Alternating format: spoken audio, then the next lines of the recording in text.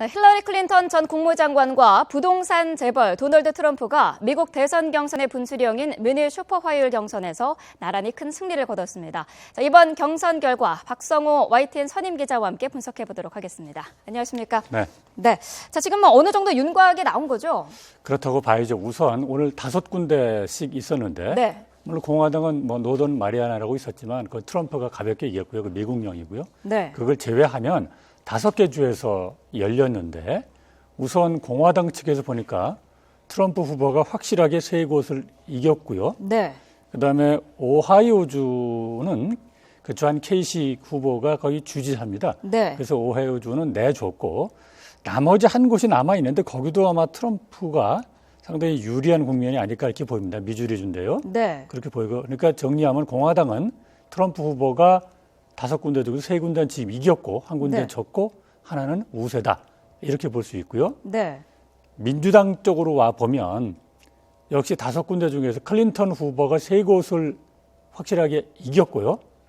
확실하게 이겼고 한 곳이 지금 클린턴 후보가 일리노이주에서 우세한 거로 지금 보입니다. 네. 우세한 거로 보이고 다만 미주리주에서 샌더스 후보가 약간 우세한 거로 나타나고 있거든요. 네. 자, 양당 다 정리를 하면 트럼프 후보나 클린턴 후보나 기왕에 지난번 3월 1일에 있었던 슈퍼 화요일 이후에서 대세를 잡았는데 네. 지금 그 대세가 더 공고해졌다 이렇게 볼 수 있겠습니다.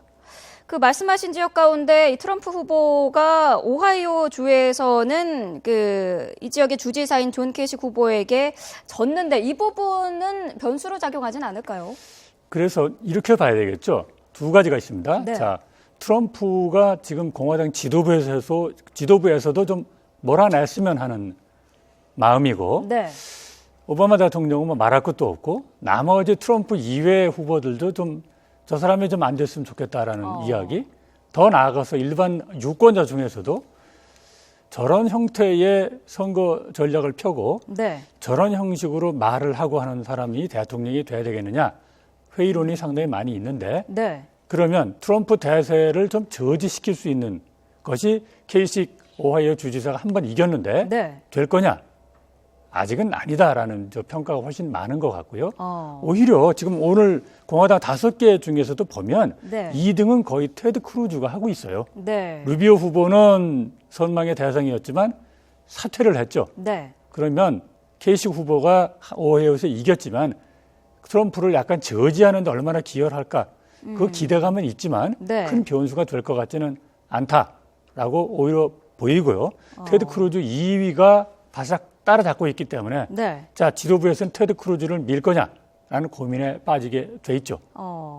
이 오하이오주에서 반전에 성공을 한 존 케이식 후보가 사퇴를 한 루비오 후보의 지지층을 흡수할 가능성도 있을까요? 그게 문제입니다. 지금 네. 루비오 후보가 사퇴를 하면서 네. 그러면 나는 트럼프 후보를 지지한다든지 크루즈 후보를 지지한다든지 이런 말을 지금 안 하고 있어요. 네.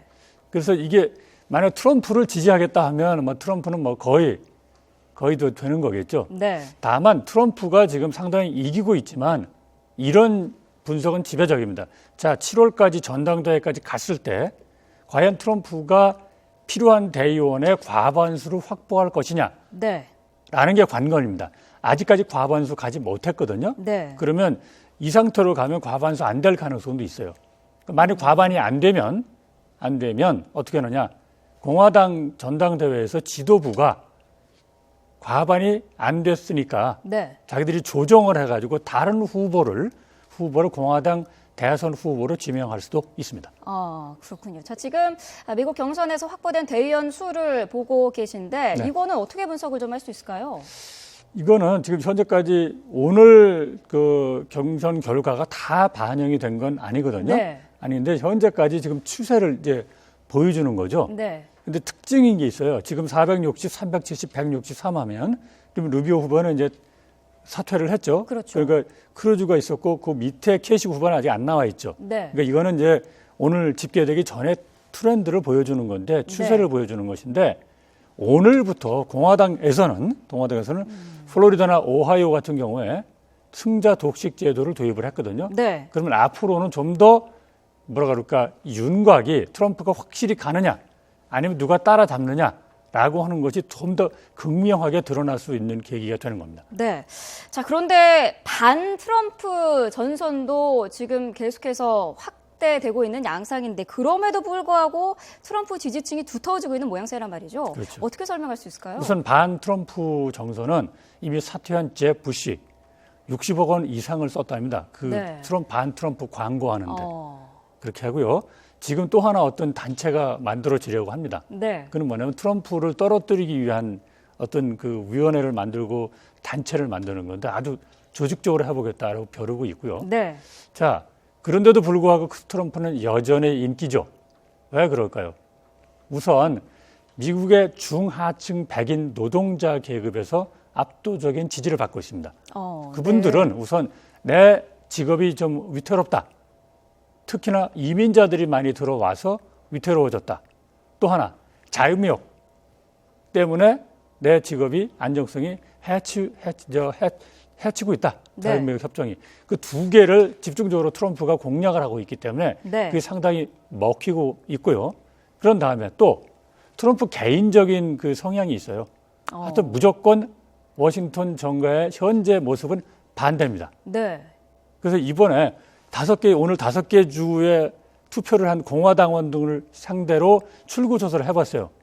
3분의 2가 현재 미국 땅에 살고 있지 않은 무슬림들은 네. 들어오지 말아야 된다라는 반응을 보였거든요. 네. 어쨌든 트럼프의 공략이 먹혀 들어가고 있고요. 막말 싫지만 공화당 지도부는 싫지만 일반 사람들은 저 사람은 뭔가 기존 정치인하고는 다르다.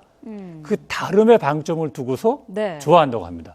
여러 가지 문제점이 있겠죠. 네. 같은 공화당을 중심으로도 지금 지도부 내에서는 트럼프에 대한 반대 목소리가 높은 것으로 알려지고 있는데 그거는 왜 그런 건가요? 이렇게 생각하죠. 지도부는 어쨌든 누가 후보가 되느냐, 누가 민주당하고 붙어서 이기느냐, 본선 경쟁력이 가장 중심이잖아요. 네. 본선 경쟁력이 트럼프가 없다고 보는 거죠.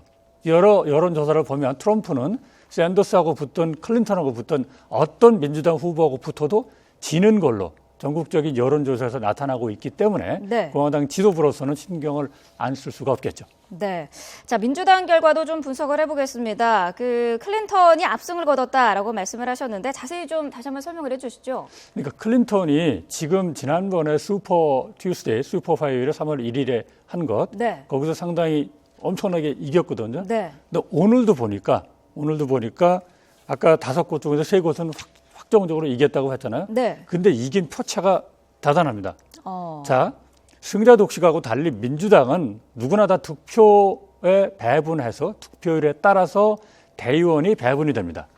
그렇기 때문에 클린턴이 더 많이 이길수록 대의원을 많이 확보하는 거죠. 네. 어쨌든 7월 전당대회에서 필요한 대의원의 지금 절반을 넘어선 거로 이렇게 추정이 네. 되고 있어요.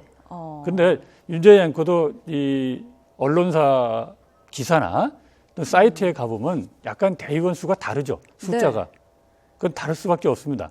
공화당은 별로 달라지지 않은데 민주당 같은 경우에는 코커스를 주로 하는데 그 코커스의 결과가 빨리 집계가 되지 않습니다. 네. 절차가 여러 번 거치기 때문에 이미 다 예상하는 것이고요. 네. 그렇기 때문에 언론사마다 다른데 그럼에도 불구하고 샌더스에 비해서 클린턴은 지금 대의원 확보에서 압도적인 우위를 점하고 있습니다. 그렇다면 클린턴 전 장관의 경우에는 앞으로 뭐 큰 변수는 없다고 봐도 될까요? 꼭 그렇다고는 못 보죠. 다만 이런 게 있죠. 네. 크게 뒤집어질 것 같지는 않은데 네. 그렇다고 해서 앞으로 큰 주들이 있어요. 다음 주에 보면 뭐 뉴욕주도 있고요. 펜실베니아 주도 있고요. 6월절에 가면은 가장 많은 캘리포니아가 또 있어요. 그러니까 물론 지금까지는 이렇게 정리할 수 있어요. 자, 민주당에서 19개 주에서 지금 어쨌든 선거가 치러졌어요.